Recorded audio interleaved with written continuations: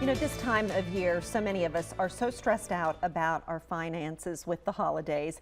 And my next guest, Dakota Grady, a financial planner, is here to talk about how that stress does affect our physical and mental health. Hi, how are you? I'm fine. How about you? Thank you for inviting me. Well, absolutely. Let's talk about, if you don't mind, because I know this was part of my notes for the show, that you had a lot of stress in this area, which probably led to you doing this for a living, right? Can you share that personal story? Yes, I'm actually from South Carolina, and I grew up in a low-income family. And there was a point my family had to go live with my grandmother because our lights got disconnected. So that changed my life, and just feeling the stress of living on food stamps and WIC was something that I didn't want to continue. So when I got older, I finally realized I had a gift for handling money, and I started teaching people in 2010.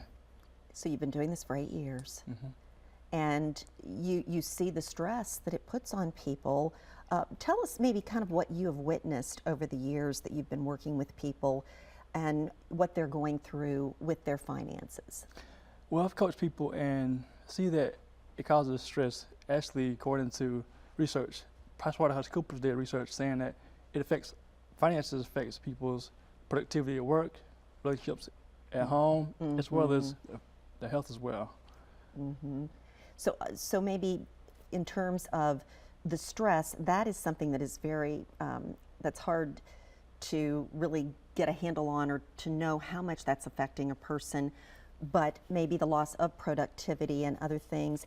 Where do you start if you're living paycheck to paycheck, which that is the case for so many Americans? Actually, you start by first having a mindset change, because people may need help, but if they don't want help, then people like me can't help them. So I think it starts in the mind first, having the mentality that I need to change my life. Start there. And then start with these 4 things. First, they need to eat food. Some people may have a credit card statement, for example, pay that bill, but not eat food. Priorities are all out of whack. So first, eat food, because you need to eat to live. Secondly, you need to pay your bills for your mortgage or your rent and utilities. Gotta have lights on so you can see, read, and to live. Third, you need to have your car, pay your car payment if you have one, because you need to get back and forth to work. And lastly, have basic clothing. So you won't go to jail for indecent exposure or streaking people too, because we all need to be clothed. So I tell people that you need to have clothes on so you won't go to jail for indecent exposure. I don't know. You're talking about basics here. We're getting back to really ground zero with basics. Correct.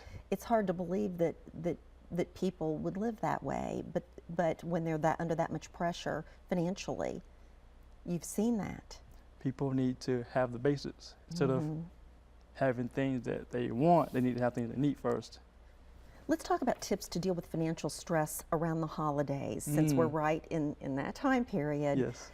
In other words, I saw one of the tips was don't buy things last minute. Okay, what else do you tell your clients? Well, first I think people need to get on a budget. Have a budget for what you're going to spend for Christmas. It's in December, right? So plan ahead, maybe in January, save up money every month until December comes. Then you can spend the money like you want to. So have a budget first and foremost. Second, the other one is to use cash. You mentioned using cash. Yes. That way you won't overspend your budget. And also, I think having boundaries as well, because I have a large family. I'm not going to buy for everyone. Maybe if you can do a Secret Santa, buy for 2 people. That way you can stay within your means. And also, I was reading too, avoid the last minute shopping and pay with cash and creative gift giving. I think for a lot of people, especially older people in your family, they really appreciate something that maybe someone made for them. If it's food, if it's cookies, if it's something that you could frame, anything like that, a family picture, and you buy an inexpensive frame, that means so much more. It does. And I have a 2-year-old daughter, so I'm sure my parents would love a gift for my granddaughter, maybe a drawing. It may not be in the colors or in the lines, but I agree that doing things that are simple, money doesn't always have to be spent in order to have a nice gift. Absolutely.